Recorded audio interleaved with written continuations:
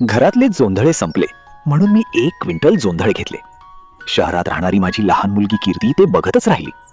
जोंधळ्याचंही झाड असतं हे ऐकून तिला खूप आश्चर्य वाटलं.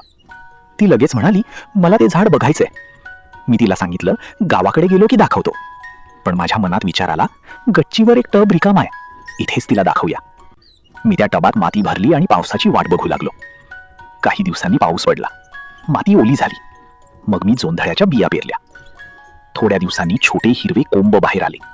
कीर्तीचा आनंद गगनात मावेनासा झाला. ती मैत्रिणींना बोलावून म्हणाली, अगं बघा. पण जोंधळा हा शब्द तिला लगेच आठवेना. ती थोडी थांबली आणि म्हणाली, हे भाकरीचं झाड आहे. इतक्यात पुन्हा एके दिवशी जोराचा पाऊस पडू लागला. कीर्ती झाडांकडे पाहतच राहिली. ती बावरली. मी तिला समजावलं, अगं एवढ्या पावसाने ही झाडं काही मरत नाहीत. हळूहळू झाडं मोठी झाली. त्यांना पोटऱ्या बाहेर आल्या आणि कणसं लागली. मग हुरडा करायचं ठरलं. कीर्ती आणि तिच्या मैत्रिणींनी कणसं खुडून आणली. सगळ्यांनी मिळून हुरडा खाल्ला.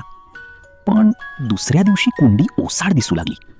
मी शांतपणे उरलेली झाडं उपटून काढली आणि तेव्हा जणू कुंडीतली मातीच म्हणाली, नैवेद्य दाखवून तरी जोंधळा काढायचा होतास. लक्ष्मी येते. सगळ्यांना कणसांचा हुरडा करून घातला. आता पेरणार काय? वर्षातून एकदा तरी भाकरी खात जा. मुलाबाळांना पण समजलं पाहिजे भाकरीचं झाड म्हणजे काय.